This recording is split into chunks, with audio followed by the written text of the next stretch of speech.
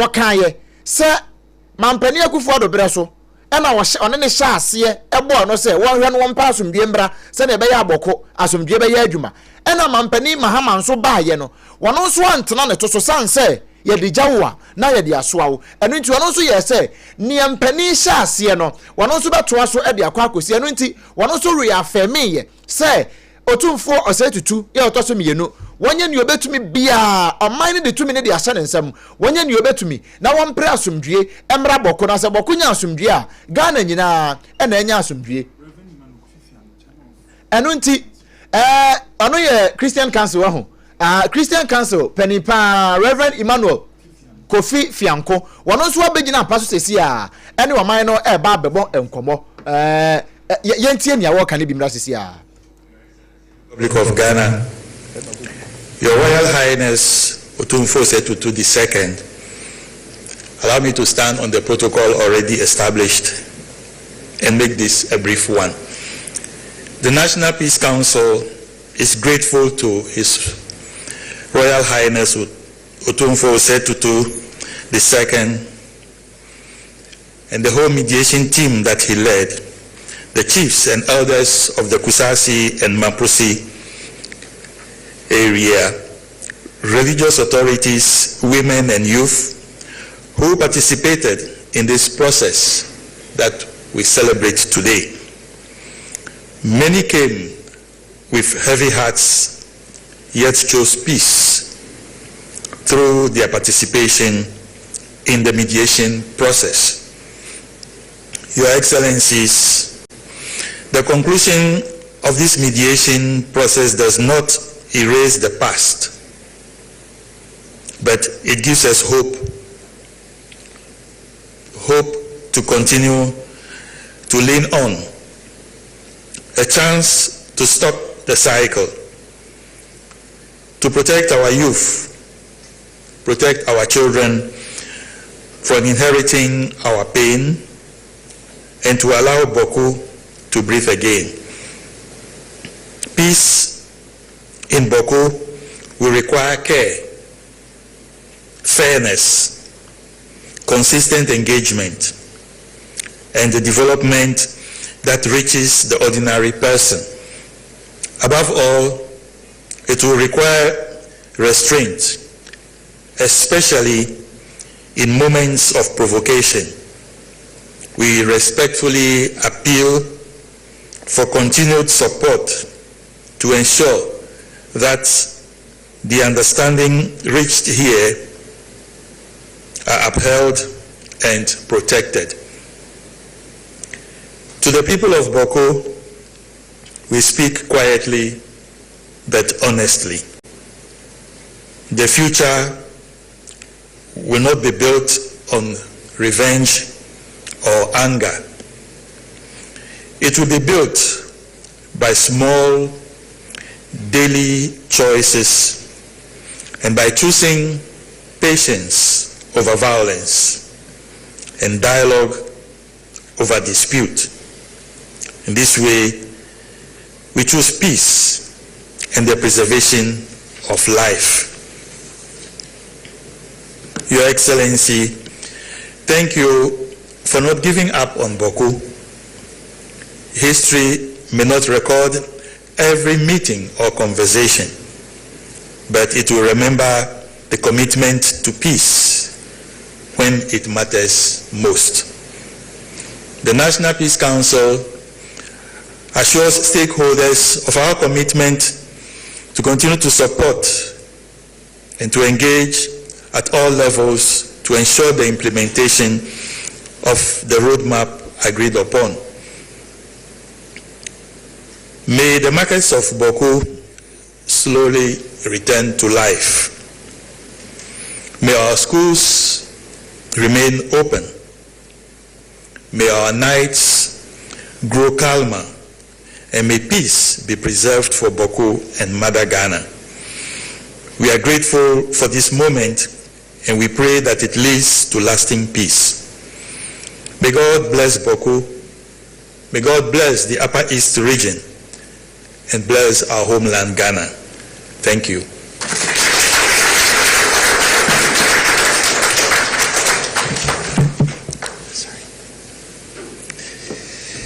abusia we most reverend Emmanuel Kofi Fiano wono chairman National Peace Council ono ne dwemtreni a oda wo ma no na wono nso aka bienu ni nyina ye ensesa ho sane akobai bia asemka bia hwempanimfo ndi o magye atomo nanso ye no mo aye wase no bia na obi bu kofu menteme ho ase binti we nyina na yese adwobre emra enu nti mpani kasa ho no maka bi di akire yen se obi a ema ne bo emra fom na meni wo kasa ye enche na Ghana mampani His Excellency John Dramani Mahama wono so amount podium no na wakasa enu nti yenko Jubilee House sia na yenko bonko moni bimra. Let me express my sincerest gratitude to Dr. 472 II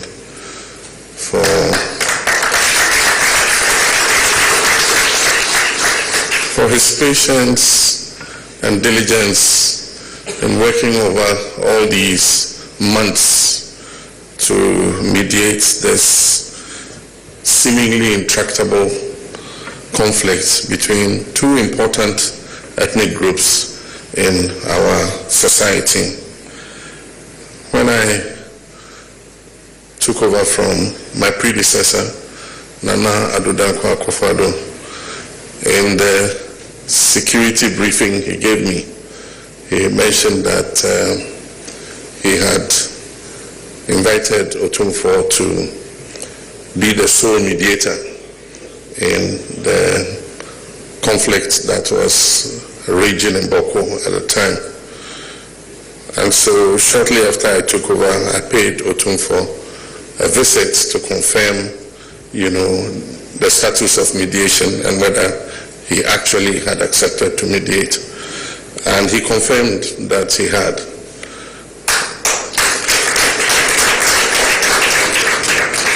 And so even though the mediation has been long, and I can understand the complexity of the Boko case, and so it needed time and patience to be able to thoroughly engage all the parties and be able to flesh out the facts and finally come out with a recommendation. Today, I'm pleased that we have come to the end of that journey, and we're embarking on the next leg of the journey. And as he himself said, this was not an arbitration. Arbitration normally will make an award on who is right and who is wrong. This was a mediation, and the next leg of the journey is to reconcile our two brothers and sisters from the Kusasi and the Mamprosi side. This conflict is not winnable militarily. No side can vanquish the other. Boko is important to us because it is in the extreme northeast corner of our country. And we all know what is happening just across the border from Boko. In all the national security reports that I receive, there is urgency put on settling and bringing peace to Boko so that we can safeguard our whole northern border from the terrorist armed groups that are operating in our northern neighbor Burkina Faso. And so the end of this mediation gives us the opportunity to see what the way forward is in terms of bringing peace and calm. Boko has the potential to be one of the most vibrant commercial centers in our country, and indeed it has been a center of trade. And a lot of people in Boko have prospered, whether they are Mamprosis or they are Kusasis. Unfortunately, this conflict has turned the fortunes of Boko. Teachers refuse to be posted there, doctors refuse to be posted there, civil servants are leaving. We're doing national service postings, and we have suspended posting national servicemen and women to Boko because we cannot guarantee their safety. And so I'm pleased that Otumfuo's mediation has come to an end and that he has presented a report, and I can assure him that government would look at this report and within the next 24 hours, government will issue a statement on its definitive position on the report. But it's my hope that the National Peace Council, the House of Chiefs, and Otumfuo himself and all the religious bodies would go the next step of continuing the engagement between the Nairi and the Bakunaba to ensure that we're able to bring reconciliation between the two groups. On behalf of the Vice President, Nana Pokwajima, on behalf of senior government officials, on behalf of the government and people of Ghana, I wish to thank Otumfuo for this very honorable job he has done for God and country. He has shown that he does not belong to Ashanti alone. He is a national asset. So Nana, I thank you very much. We've received a copy, and I'm happy that you took the decision to be transparent about it and read the report yourself. This has been covered live. The whole nation has heard you reading the reports, and I'm sure that we can act on it and make sure that we bring peace to Boko. I thank you all very much. May God bless us all.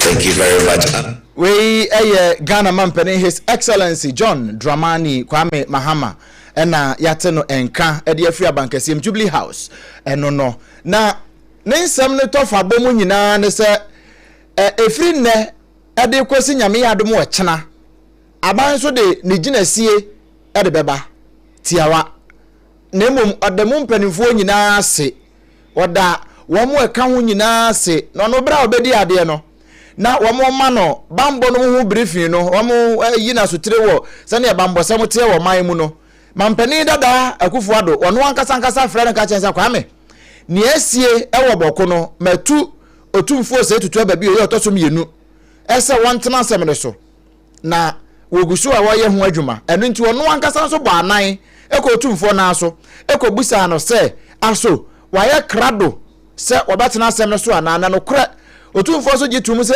oh empani se ka na ntira na kato eno nti wontena ho ewo breko a se wote asantema mu yi yese ukoto se abo ne butu ni aso a kase sori yeso enkase sori ne so na maba beto so yenkwa bankasiem na Pentecost chairman Apostle Eric Nyameche wono so gina paso a wokasa in the power. Yours is the glory and majesty. It is in your hands to exalt and to bring down.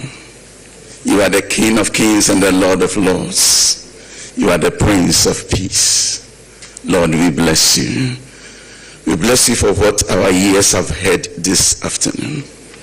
We want to give you praise for Otumfuo's mediating team. We give you praise for the work that they have done. But we still acknowledge that unless you build a house, the builders build but in vain. So we beseech you, O God, to turn your face and look favorably upon us. Look at Boko, O God, and grant a lasting peace.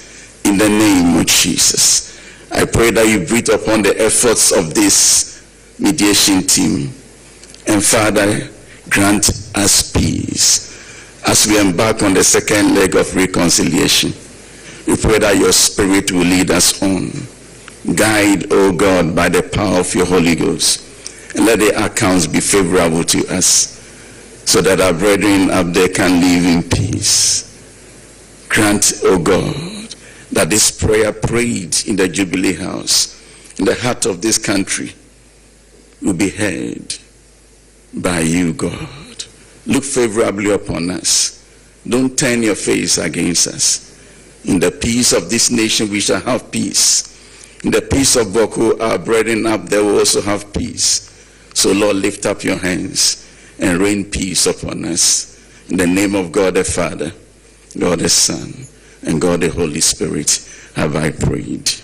Amen. Amen. Ejidifo nyina nka se enye ho.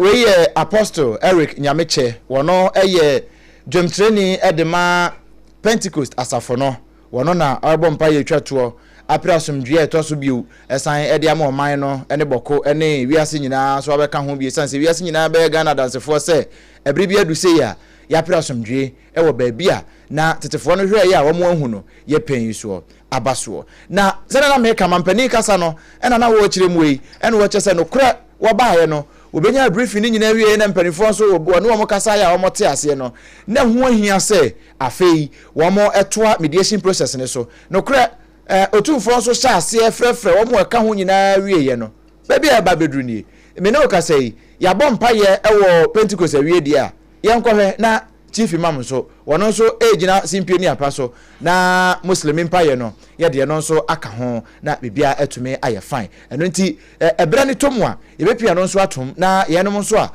ye muslimifo no ye so ye de atom ye nkwa bankasiem kubaina masa addu'a kan abin da yayin ga Allah ya saka mai da alkhairi ya taimake shi.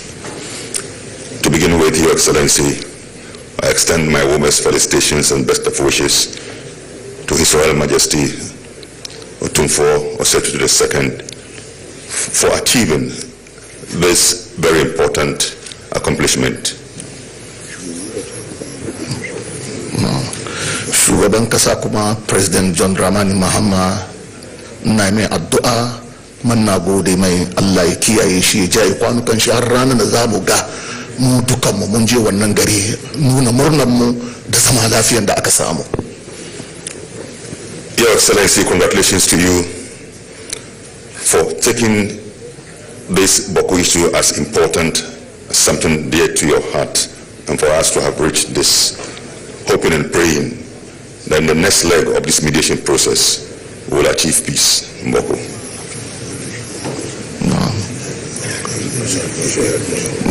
Sannan ina gode ma Otumfuo babban sarki, Allah ya kara mai lafiya, shi ma Allah ya kara mai saurai har ranar da mu dukkan mu za mu je garin Boko nuna murna da zama lafiyan da muka samu. Your Majesty, I pray to God to continue to inspire you with His wisdom, grant you long life and good health until we get to the next stage of this mediation process where you can reconcile the people of Boko for a lasting peace. Sannan karshen addu'a na makasar Ghana addu'a Allah ya zaunar da mu lafiya yanda muke gamuwa da musulmanmu da kristiyan mu cikin komai haka Allah ya bar mu haka nan har karshen rayuwar mu dukan mu. Lastly, I pray for God to grant us peace and harmony in our country and give us good life, so that together we shall all be participating in the next leg of this peace mediation.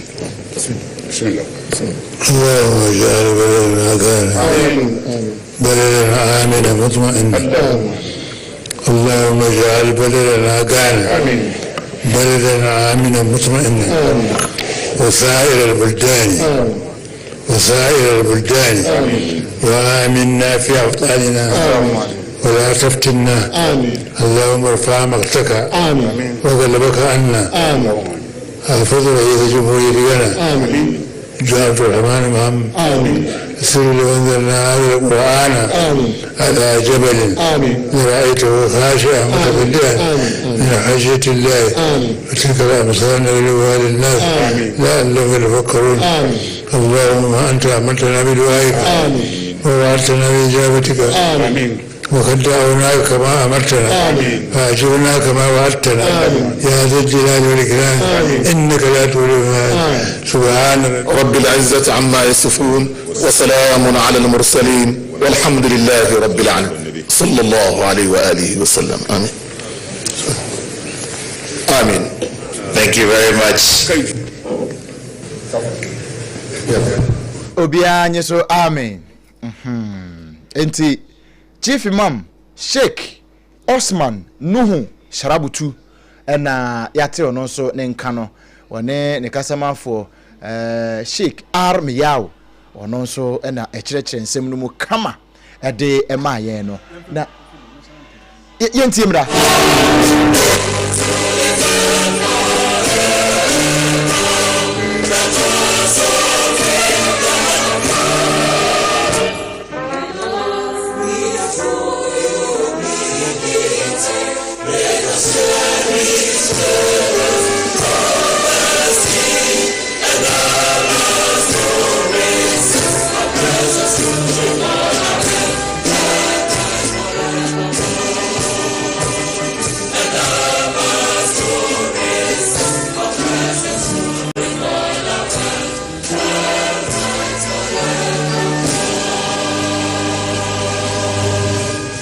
Thank you very much. Please be seated. Yes, yatenase wa ha. Ase be seated. Enti yatenase. Ebusia me medin di Obrempong na kwekwampoma. Eja pia apa Alhaji Obi Bass. Alhaji siateka owa ha. Sanso ena me nua ba AKOSUA Agyeiwaa akode boaten. Enso ewo efia ha sei. Na me maka bebre. Meko na mama mpanifo nso akwa aba. Na yede nkomo no bi ede atoaso. Abejafo makwaba. Na Yesu.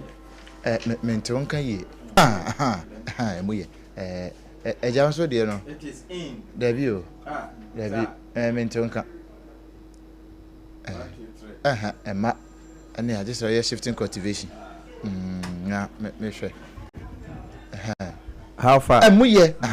Eye. C'est bon. Eye. Ehwa mo ma woni yira. Yes. Kata mo maya de. Abja from some makwa babiem. Ja. Abushafo yeguso ekeka ne mabum.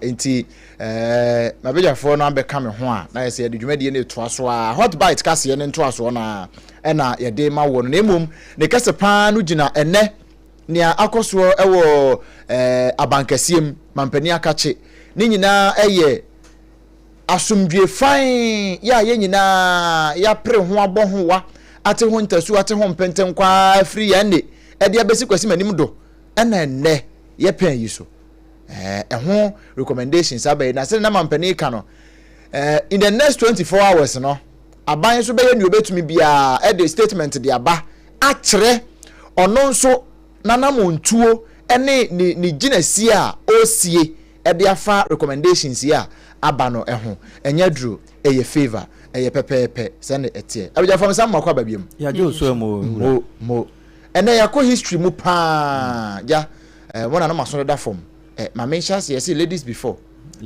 ladies first but men before enti ma mention say emfanfiri lady no ho na yento asomfiri AKOSUA fa yewre mo yo me da say Abusua ene na ni nyina no efa asantemero tekra de branguma so sade emre bi atwam wo kan yese wone Ghana de hye nyina bedi nkomo na fei wode aye mediation reporter wone ye nuano mampusi na afei kusasefo etenase wone kan ye nyina da atumi amamampanyin no ene anabre wayi puma kwamu a wotumi eye ne sa na kasa ne nyamu no November boso na reto so aduasa baako na fei December boso na le dikan ena otufo se tu yotoso mienu wone afanu mienu nyina ehia de atwato ya kyese wone mo hweye ade yie atu yie enti ene ya kyese wode report no ama Ghana mampanyin no na sa asem ni nyina atu atwa na ade baako a asantemeru ade tu dwa a wo kire mu ene se asem no akwakoba ne sei no nya fa na sa bio sem kyerefo ye ba ba twene sere ne abasa be wie kye ne akwakofa entokwa na wo ye ne foforo asanso ade apa ni nyina muo no ye hwe sa asumdwie mapa ene ye pe enti obi e kasa won hwe na kasa yi papa na ansan kwanko henya asem foforo amfa ma na mom ni nyina mu no Ghana na adi nkunim sanse ne nkunimdie ne asumdwie ane ye hwehwe se be ye adwuma e wo boko no eno na atumi asipi na asita afei wobasa so ne afenu no mienu nyina ahia biem ye nuanom kusasefo ana afei mampusifo wobasa so ne won matena se ahia na won makasa e wo kokoam sane ye be ya brano bia no obi ya benya no ho ntiase na atumi akoyie ede ama ye nuanom a won e wo boko eno mu no ana National House of Chiefs president Agyeiwaa Ojebi wono so ebekasa ya woda asantemewura se se waya de yie pa sanse wo hwemu a asem no eduruma bia na ne ka no na kwakoye bibio ho empanyifo se akwakwa sebesepa ene konya aban no yetase no sabi obanimdifo ne nyansafo nam so nti sane asantemewura aka no no wo mo so agye atomu a wo behwe sane be na wonma no kasa enkonkoyi won mo ka afei eno akiri no ena ebusua echese empanyifo ahodo bi no mo enso eba ya ewi akiri no Ghana mampanyi Yera Chontromani Mahama wode na semo atwato atuja na yenkwa homa no so na yenkodi nkomo emrasisia yeko na yene Yera Richard Kumado eba no bambosemu a wabene pa na nkomo yi yene no abɔ ho asɛm a bomu nkomo a na no a yete se womo the final stage of the mediation no eno kra no yene ne bomu nkomo ema eno so wo kyerɛ na adwen ɛwɔ ho bebia ebedu mpanin se bebia ye kyekyere aboa no ɛhɔ a ene yesan no yene no ensan enkodi enkomo Yera Kumado otiminka Sompa 106.5 FM so ni hot bite so yɛn akɔ aba o Mina medase yanko. Yo, ya da se bebre so ache prani yebon ko na bebia ye dream ye show say utie presentation no kakra ene ehun recommendations a otumfo edemaye me musa wo initial remarks ewo enne dwumadi a akoso nyina Oh, a simple thing or the recommendation back by government that you on take action on the recommendation. Number 2, one man responsibility. Yera Kumado otiminka Hello Dabi Yera Kumado ahoma no gina motuntum bia be gina so nsrew monyini mfriso na yenhwe ne yemfa no entoaso nti yehwe si ensa ebesan aka Yera Richard Kumado eba no bambosemu papa yi wabene pa na ene no abo enkomo anase ene no ato ankomo ne so ewo aha sanse ohwe ensem no sene AKOSUA chire mu no wokofa free achire hwa no de ba ye na sebe ya yanom a ye me na me kan first no ye besia no Yera Kumado sam akoba bim no anu go asam so awoka na homa no jaye ho no nyamika ne say a simple thing one or the recommendation back up na ba ya government ajetum say on ba ye ho adwuma number 2 wa man ho assignment ni a simple reconciliation. And I'll say reconciliation, ni mediation team, on any Ashanti, any peace council, any Christian council, on reconciliation. That is the next phase. Then, or say government should provide them a space they will retrieve the guns in the hands of the people within Boko and Enclave. Meaning, say government arms amnesty is in process, but Ashanti say, yeah, man, a space. He will lead a team to retrieve the guns from the people. Then the last one, he said politicians, and he mentioned one particular person. All he's saying is that politicians should refrain from speaking on this Boko mediation report. Yeah, no problem there. Now, Osha, Sanye, as ebinom fabi bia na anye bi de bia na akoye bi de no nti na reconciliation no ono akra agya tum se no enya se enyo mu de on se o kan report ni na background and before say and there over presenting report no or can say he has spoken to all the parties involved, so it's not like somebody is not happy, somebody is happy because and because we love ourselves. There's always the need to keep on talking. So the reconciliation is to bring them closer together, and that is what it is. Niema mi busa sa ne se empanifo no de wo mu nyina no ohwa da kra wo koye na obi anim sere e no de pie ye na nso bia se ne na no yati bi se nka da no kra mpo wo manhia mpo no e ka ketua bi se nye sojafo a na wo ho a nka hokra no yenya skirmishes kakra wo ho no ye wase no a ejebi kan se yenye mpanimfo ni bi no ye na ye fatiri muka na yakodi bone de ahye mpanimfo no ene ma mebusa se bia na se mentime ho ase bi mpo ana amena se po bi hye obi mu a kwan ben ne befa so a saafo na enni soro hobi no ye betimi aka o mabom sa let's not stretch it. A simple assignment asante ni ya nyumrewe. He has spoken to the two chiefs, he has spoken to the people. We have come to the conclusion of this matter. And say, no. We cannot act outside of the report. The report is one key recommendation. the government enforce the law and make sure that Chief Azoka is the chief of Boko. That is it. It's just one recommendation of the Ghana government. And a government saw the white paper, and that's our issue report. That is what we are waiting for. Other than that, no. Okay. For the reconciliation, because it's the King Solomon, he wants to help the people. Because look at I see my brother Nayeri and my son Azoka. He has a relationship with them. So that is what it is. Lastly, were you surprised, sir, or can I say, and as I know, up to say, read the entire report? No, I wasn't surprised. In the days of MPP and NDC propaganda criminality, how can I be surprised? I wasn't surprised at all. Because we are no be crack doctor report, no.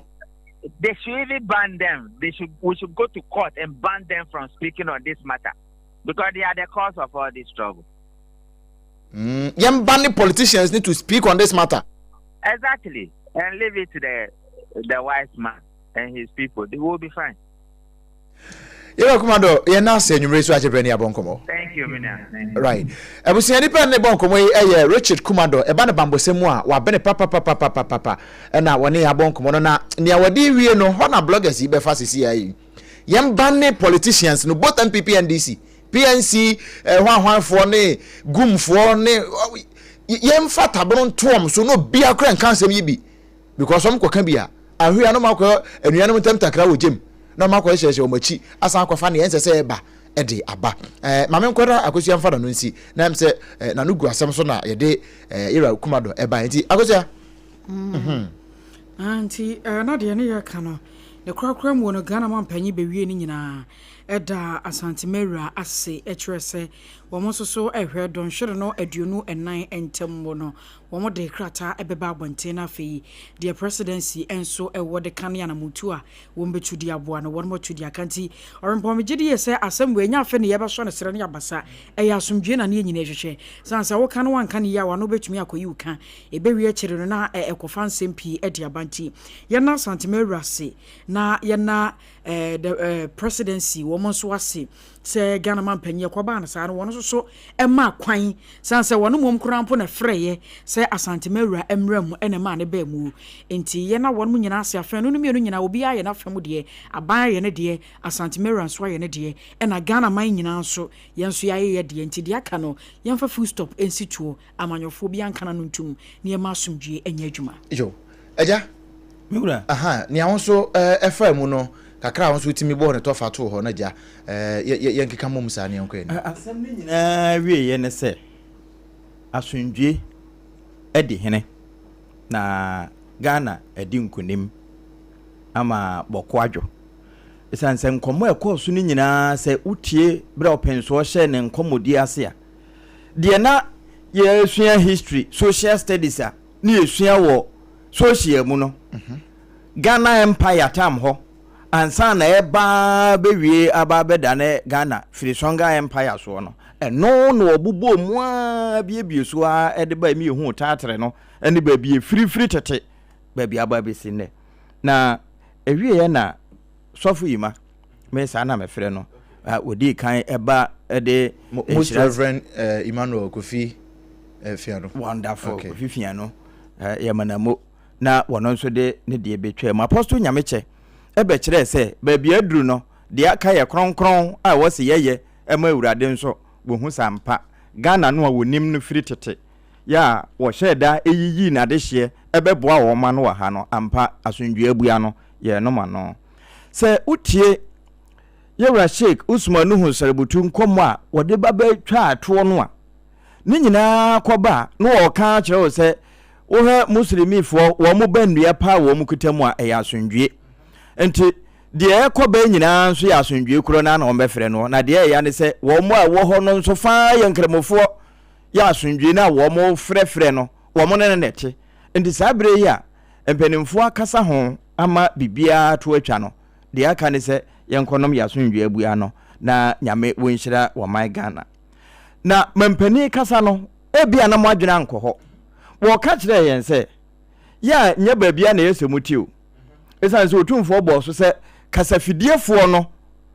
ya ebi wo ho asam ne nkyeremu ontimi nkyeremu ye ne waso ne bia ne wode nam no we wankyere benkum ana nifa wo kandisi su pen ne wo kyese mo obi ankososo ho esanse pani dware wi ansu asa enti we ya wo bo boss yi nyina no na mampani de beka asese wo baabi tia ya tie sompa no no no wo tie for God and country no wo tie se ya fa dwumadi no life enti ye bibia ye nye nyame ene wo man nti enokre nyame ene o man nti we eye Sompa 106.5 FM Accra ye ne ye nkrabata ya affiliate ahodo ni nyina nia oti nyina no eye ene mediation report boko presentation of boko mediation report ehon tansa wo mo etena asem ne so pania wo no tena asem ne so kese eye na nyam kese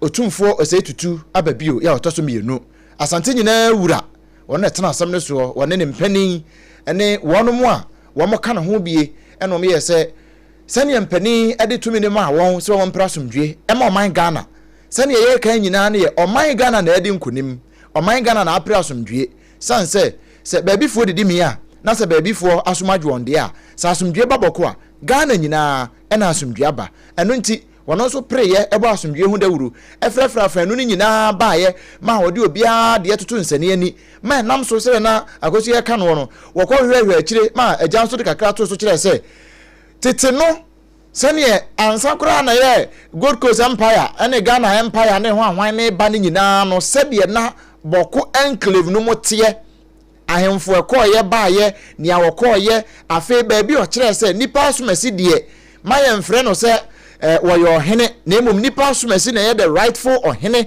ya gazette no wasom House of Chiefs for 40 years enti yemfa mra no nya adwuma no ma ye no mu bia ye penkyeremu no na asiuti yen no me kan sentwerefo no se ne watufo no ne se ne mpanifo tufo no ma ye no mu bi no emfa enhya yensem nkonko kyeremu nkyeremu a nkyeremroso emo kyena bi na anu asem bi esi Rwanda na ye radio fo ya ena ekofa asem kase ebeto Rwanda media fo ya yensem ntwerefo ya ena ekofa asem kase ebeto Rwanda enam so ema Rwanda ekọ to baabi ensese wokoda ema asem kase pa ede eba ya na enya asem kuma nti yesre o kyeremu a sane etie no ya kanesa esanse eye onyankopon ene oman eho adwuma ena yeye aha ye Sompa 106.5 FM so ewo enkran Lester Company Limited na dawro manwa so yasene ede Yas toothpaste ene the brush no ede abeso yasene kama ema bibia etimi koye ede amaye sempanifo yi kasa nyina wo hwe omanim seresere na wo mose gusuo ni nyina no obi ani ho asabio sebe mpraduasa se na nanum nya yi a kwade wo akogina ho kra na obi akwakosere sanse wo nyina yisu Yas toothpaste ene the brush ene papa no bobody pe bito na emo pa enkran ni kumase ba bia provision stores ahodo Ghana ha efri boko ekosi yane kofa nwa akosi ware ne fifi wo nyina no we bia yusu Yas toothpaste ene ne brush no onsu yusu bi na emo pa bia na opedodo no atu ato 0501 619 588 and 0501 390 338 na one empani abo enkomo na se ye kan nyina no eye bre time ene de adwuma eno nti ena medimafo heba center sam na mekan medimafo heba center wono ede bre ede ato yesu sanse oyade ne nyina no eye bre ene de to so ya mfa brand to oyade ne so a wo betimi aso yare ne ho benkum ni fa saa obehu anu agya kwan na ye de Sophie bo wafuru so mesrew fa ko medimafo heba center say ye stroke anu ya de bi wodi na akwa osisi achi na osisi na ye oya uchepe da bia na okotoje wo preso na mesasa bro de anu ane bekumi enye yade ye ma ho wobreko a medimafo heba center Dr. Tamida so wogu so te ase na wenwu ye diabetes prostate wo how hypertension kidney failure me pato yade bia agya kentenwa akra sanje dampraye e de apra e de na aka to so se ya mesrew eya no omoden a na do ani akyerem ewo medimafo heba center awo na emma me pato ho de ye ma awo se kim na bibia etumi aye fine bra na oyade no ye de ebre beto so ne atu ase kama e de amawo enkra ha wo poko ase mayira won na mayade yira ene kumasen so ebu akwa agogo ho no a woni aban school no ene de animhwe e wo ho Dr. Rujem Fise bibichi wadwen ya afre 0244 282 ɛna 0500 727215 na one no abo enkomo me pacho enumere yi ubeye aduane ben aduane a wo ye no eya nia spices a wo de fra ne nti na me busa wo yo senye onga me ba afia mi nidi bro nyen wanfa onga nya aduane ye mfrɛ me because so frɛ me ha me ma enye onga mete onga sentence so ya na mete pa metimi detect still na wo ye no enam na wo steam wo no me pacho eya fa onga shito na wo ye no enkruma nkwan enkruma fro ye no eya fa onga eno na promised of wodi aba ma Dr. Anita Kufuor mo FDA fo ena afa Dr. Tedros mo wo ma gya tum se ampa we ni papa no a be madi wo ba di enkoda ene abodomafo nyina no wo mutimi di bi e ma ne yeye mesrew bomode pe bito e wo edwom ba bia na fa ye waduane no na enkoyie promised of wo mada woroma ye mo mukruse na afi wo a wo ton dokono no wa ye wo hyeto wie wa ye onkruma fro ye wie na ukoto dokono akoton ana ukoton wo dokono no mesrew wada fo ne kiremu e wo dome commercial bank na chiri ho no a ba bia Joyce Bakery ho no wura Joyce Bakery ho no ko ase ube tu dokono akoton ai wo mo de ma ba ko 3 Ghana cedis ba ko 3 Ghana cedis na wo hu ba ko 3 cedis no a etese me chi eso pa na utimi nso kura de to na awotwe mienu eno a ensei emufu enye hwe eye Joyce Bakery wono mo ene yeye wo mo de ma 3 cedis pew eno titumirika kotubi na beton na nyamfa so bebre uye dwumade bia wo hia dokono e wase a Just Hot Kenke ho asem na meka kire no na akope bia to ya number is 0256 068 832 0256 068 832 na oni yen abonkomo na emom se ye kan aduane semi na so anu mu ato na wontimi ne dia aha na American for time heba mixture na dia ma wo no eye malaria na hawa mesere time heba mixture waposo na ye wo ya time heba mixture wonu mu ato wontimi ne dia me pacho wan hwe ye tipa ye ne ho bagim obeka se e bi krempo ana se nsamanfo na ebo otiri mu dundu me pacho hia time heba mixture ene na betimi abo apa Dr. Tafri jase se wo bi bitire wadwen ana wo pedodo atu aton je number is 0244 417669 0244 417669 na one ne monkomo enye na e wo pharmacy ne herbal shops nyina mu na wo nya mopemfo ba ma akoda no fo na akoda wo nya mfiche dumienu RSYD Novigi Studios se umfoni na pese otwa bro nyan ye betwa mfoni wo mo ye gala no wo mo nyina be yi mfoni atwa videos kama for that chinti ya mo ne RSYD Novigi Studios e monkomo na wo fa cameras papa e betwa pictures ne videos ne mfama mo afi wo ye music videos say unya baby papa location papa setup papa editwa near the cameras papa quality ena o papa dia na odwani achem e wo RSYD Novigi Studios na oni won akobonkomo won won kra he ya mala mabase First Kokoko Street neso ho no a ena wo no ebutuo number sa betimi afren e 0574 715 774 0574 715 774 778 0574 715 778 and 0303 397 4 0303 974 822 na one empene abo enkomo afi yento ansem ne so emfa emfiri ha I will say to one seven so at your free not just say ye call at the NPP amanyoko no na na wie na bedaja say Supreme Court at your baya wochemu say say wo hwemu pa no a enei pandai parliamentary rerun na wo mo ye say won baye nyame yadom December boso de to so aduasa no ayade court no atwe asensen ni nyina no agina motuo pa no hyehye ya wo mo di gu akwamu na wo mo hwe say enton kopem January ya chesa senie no court ebesan so atenase e wo Supreme Court na eno anam so ma NPP amanyoko no ene wo mo de abebo wo no sef shasha pa se Supreme Court ayade san se de na yi si no ye no de no kwasam no sana nya de baboa wo mu ye kura Deputy General Secretary Dima NPP Ora Haruna Mohammed one for ekasai. For us in the NPP, we hold strong fidelity to the law, and we know very well that the law and procedure and practitioners of the court system are well aware of the procedure, and we were very confident in praying to the court that we review the decision of the High Court, and we came by an order of certiorari for the court to determine. We were very confident that once it is going to be the law will continue to be the law. So for me, I am not surprised, because I knew I am coming to listen to the law, and the law actually play its own course. I was saying NPP amanyoko Deputy General Secretary Ora Haruna Mohammed. Afi sasam krona ho no University of Professional Studies Accra UPSA APSA wɔn nso lecturer baako a wɔkyerɛ mmara ɛwɔ wɔn law school hɔ Justice Tabulai wakasa de afa ho bi ɛna wɔkyɛ sɛ ampa Supreme Court twa a wɔtwa abaahwe ano ana wɔde ne nsa nwunyunu ato sɛdeɛ abatɔ no nkabɔsumi dɛ ɛtɔ so daduasa ɛbɛba soɔ no ɛba mmara mu ana failure ɛnoa no nanso asɛ bere no ɔyɛ surprise kakra.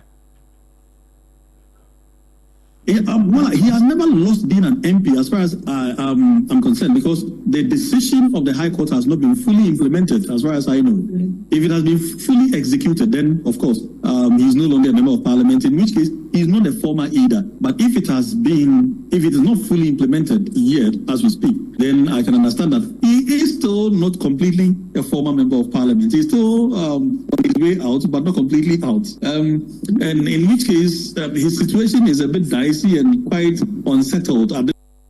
Justice Abulai Chiremra, our University of Professional Studies, and artist said, Walker said the Emra na Womochre, Emma a Bibe a lawyer for no, said the Ekanwo, Nanso, Ninjinemu, or Chester Supreme Court, a Jumani de, why Nina. A Jumana Supreme Court, now easy for any ho.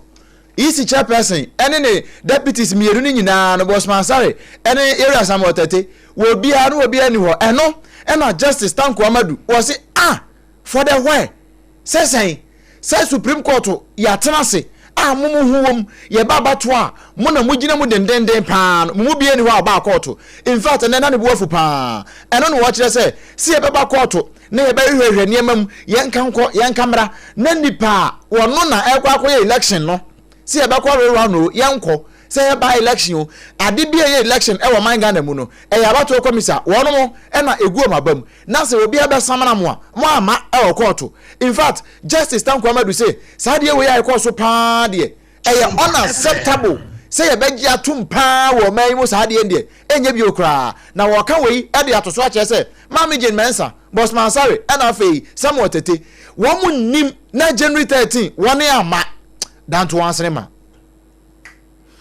I was say to and seven so now one Ghana movement Panyipaya Watano Agyeiwaa Senor who see and no so ekasai was an china yet there was a DC ya no other to east Mensino Anwono or Panyipa Ernest in Tim Papana was it just a resign kura Nina no aya galam say once and someone not the better ja Sako for the High Court 2 one more afine or Panyipaya and nay wash any more so but you any nata aya set what no walk for the galam simu na no na Agyeiwaa was the atrose sankwano no wasanka ba na kwa resign ye sansa Panyipa ya wotena fie masefo for de na se ya kana nkarefa ka hu bi pa wangasa wo mamoyani se aban no se wo pese wo boa na galamse no yetu ase na so nye wadwene se wo boa ma galamse no yetumi yetu ase. And the cases and the complaints around that contempt has to do with the allegation of you participating in illegal mining. This is a disgrace for the government. I think His Excellency the President should take the right steps, and I do respect the rights of the DC as well. So let me be categorical, as we expect His Excellency the President to request this DC to step aside. He has to step aside for that should take us more than a week. To validate his culpability around some ethical issues relative to illegal mining. That should be something that national security, the NIB, the police should go to resolve, at least at the political level. I was here where you convener the one Ghana movement. You're a senior who see. And ye free one Ghana for what? Young corpus is Adam Woma Bobuano. Na enese post Sadom no Womode cyber vetting and enforcement team eba ya won mutimi kwa wiase nyina pakese no so ekohwe wo mo edi abonefosem no nipa de wo mo pra bi se wura sa abonefosem okoso wo papa esan se ene wo bia pe content nti de obe bia no wone ba ho so no de ato media no so no wo trend na aguna jamase ma we bi ne papa bia trend ama akura na wo mo bu no mfinhye du baako ababa wa kuma mo bonse na sede no wo mu si di ne mpabro na wo mu sa twa mana to wiase nyina pakese no so no special cyber vetting and enforcement team no Agyeiwaa Agyeiwaa Adama wo mo timi aduedue mu akwa konya wo mo na edi sa adwuma no pa echi aso make say wo mo okukuma ebo ama enhwemu mapa atimi aye adwuma na no asante mantemu na awerehosem siye enti Maami Grace Mensa enya ba akono we ya foforo ɛna afei Godfred ɔsɛ akoto wɔne papa no a no wɔka no ho no bra Facebook no so dodo anim sɛ ata ana 80 nti ɔkɔ media no so a Godfred ɔsɛ akoto ata na obese what they trend na Mami Grace Mensa 75 years in Fincher do sunum yanka obetufo a kire se sabre akodabo na ababo ye yikura de free asetenem enti yanyeji wo mo so ne yemfa kwampa bi ena odo wo ma wo mu hu wo mu nifa emfiri wo benkum no ankwankoye saa na ni nyina mu no ababa awa no nso posifo anya adaje aso no a sesei ne ho ye no Mampon Regional Domestic Violence and Victim Support Unity no wo mugu so eye hwehwemu mapa e de awurawura asemimu ne no ana posi sadom no de wone amansan ekasa kratai wagifri Inspector Bridget Babanawo ho na eja Criminal Investigation Department CID wono monsu esan ye no wotu bi ma sompa se ye moso ma amansan hunu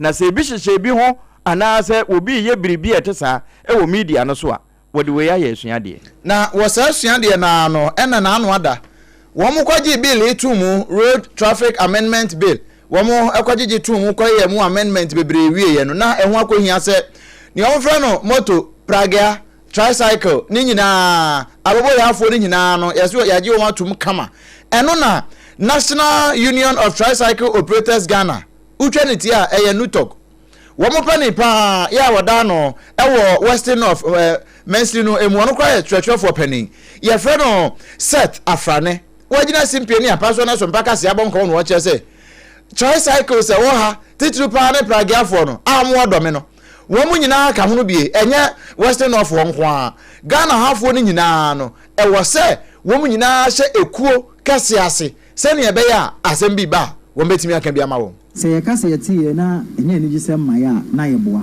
every say ya de a ifri say junior yi ba ye ya pra on se wo hwe ade bia na se de bia na ye hye obo na ra ko beti say akodum pempensu bi a eye wie mu di a in fact na enye ni gisem de ma ye pa ti nyame anim no kure ni ye tie ye ni de ye ni gi ye pa aban no asem a wo kan ye ni say ye as a union no de o say ye ni say wo see register ye member bia na ye ma no identification card which of course ye ya sha say that mpo bibiani ase ebi obi sa membership card na di adanse se oka ekuo hu in fact obi betime decide so o media ne de o say legalization ababa mema fidie ne de ma to me de me private card ni o aban age na tum we aye era set afrane na wakasa wie ye pe na Reverend Peter Dotti wono na akọ bibiani anwa so be kwai municipal area ho no a wono na woye kasamafo edema nutogofo no wono so de kakra ka ho no wo kire wono mo a etwi pragia tricycle abobo ya wakachi wo nyina se bro nya eba wo mo ntu ombo ase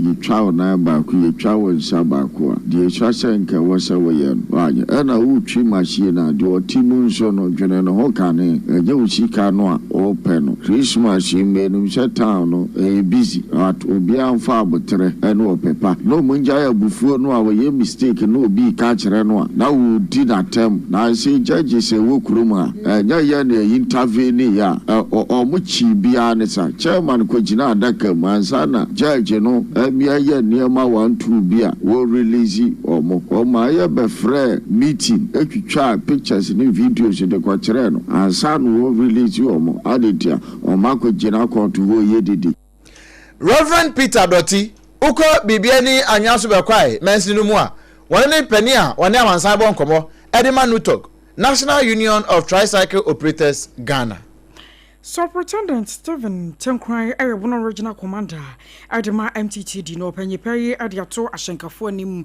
wase akaba sendefo na kakra no man Christmas no yedio nti obesra pa se ashenkafo no warmo tumrika ntante bewieche na warmo hwea de chermo nkwato agu no wonya ntobose afimu wore sansem wenyina todwa ebra na nsem sisi dwumadie na ekoso ewo sompa na wone nana poku piesie etwetwe enkomo ne nsemu a wokaye no ebi eni and it's a Akosia Kosro, and I fear a chromosu yemenya into traffic congestion. Sani Mammy and I see, and then a dear Quenciano, Eba. If you acquire a Namso and a Nipa, and so our Kakano, or not so 1 can a year a day. Into him, I say about 90 to 95% of accident may human error. Like I say, yeah, Kakano, yeah, she are. yɛde akwanhyia aba ne fa sɛ ɔkaka yɛse ɔkaka ɛni sɛ ɔnom na ɔnom nsa wobon sɛ w'ani so yɛhye nti bebi a ɛni sɛ ɔyɛ overtaking koraa na ɔyɛ overtaking bi passengerfoɔ bi a ɔmo sɛ yɛ pɛntɛm. I was your warrior superintendent Stephen Tenkwan and Okobono Mantam Nemua, one regional commander de ma MTTD. No. Na we Sompa 98.9. Na nkomwe ekoso bra oni na napoku piesie. Se wote se Sompa obi basa no ye de basa na ebrew bra ye de adwumadie ni nyina eba wo mpehwe yaso. Na wote basa mu nkomo a eno ye nkomo ekoso wo basa num. Na no manager Agyeiwaa ena nkomo no wo frefre ba e wo Sompa 98.9 na napoku piesie aye conductor no. Na no na yewra de akwabo a Esquire ya ono na yebono mantanso afo wo betena base nim enti nkomo bobɔ no wo bɛkyɛ Sunyane Regional Teaching Hospital na wo ho no tontoro wo nneɛma ahodo a ɛya ka de ɛboa ma wo mo de yɛ adwuma no bibia ni ho.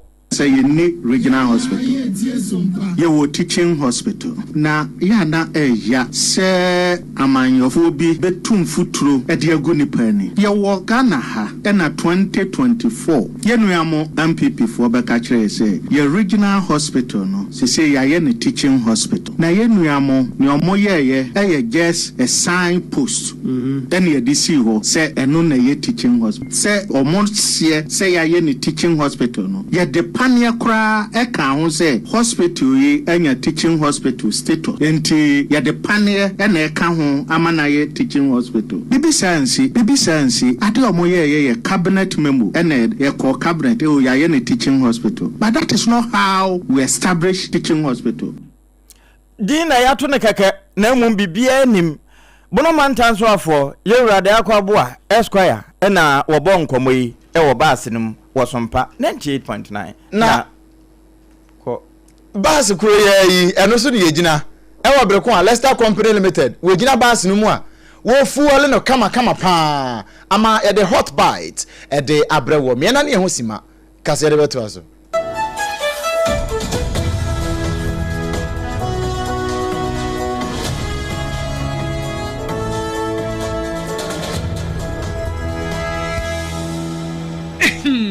Medo edrano pa wutimi to wo boase etwitwiwusi o ado na so ni se mede yas toothpaste ene the brush ene twitwi mesima minya homka senti na ye bokoyi na me all time favorite yas herbal toothpaste ene the brush aboa me amasesei menum nso a enwunu anasa de ehia mesen finfem me biem na wo hwasa mesi aye fita sesrecha homa na et brightens yas whitening toothpaste and the brush and me di hwimisi enti na wo se afei na yas total care gel toothpaste and the brush ni de ebo wo se ho ban demu ni nyina e ma wo ye sham. Oh yes, enu krotrodo yas herbal yas whitening and yas total care gel toothpaste and the brush abusuan chamfa se wo peduduo 2 e won kan ha for Leicester Ghana Limited and was 050-161-9588. Leicester Ghana Limited and the yas toothpaste mo ahodo and the brush abadwaso abeboy midimafo pokwase maira akra midimafo pokwase maira akra midimafo heba clinic aba akra anyo wontie passengers egumi kai mu e ho na dodo na ekro ene sa akra ne botem yedemu an yedemu ampa de se de edutwam Atlantic International University America memu abo Dr. Dujamfi babaso honorary degree as a professor in biology in herbal medicine. It is said here ayaresano more. Oh, Missy Minim wife, your copa war. 1 year, 1 city. You send beton ones and years cano. Miss me connection and shut down Koye, na a sakakra. She say what Peggy Mama or the Bem connection. What about the crowd? About the cry. Stroke on so dear. What found small. Chessa, I did you who any dear Siano. Yaria Bia Tatia, ever Dr. Tamdaso and so. Diabetes, hepatitis B, prostate, hypertension, malaria. Yaria Bia. Kumasi say, oh, go opposite government school. And then Krahanso, Obepim, our Pokuase, Maira Kwanoso. For a doctor, 0244-774-282. And at 0500-727215. Midimba for Herbal Clinic. Woodima for Newa.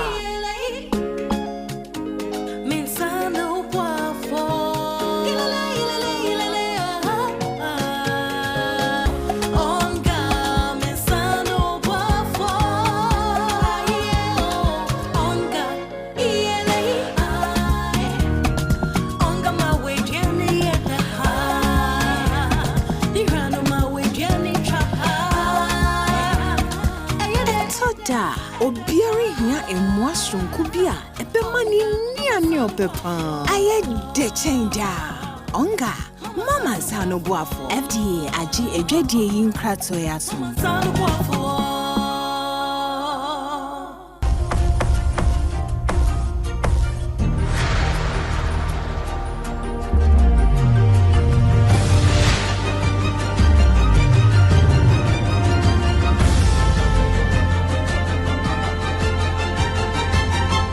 Sompa TV Emma Akatuapa.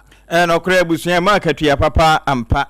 Yenkwawie kase ni nyina ewo UK na afi South Korea. Womo asundwe apama womo etintim ni nyina ye dwadiem. Na UK ni South Korea se de womo akonte ase apam mu.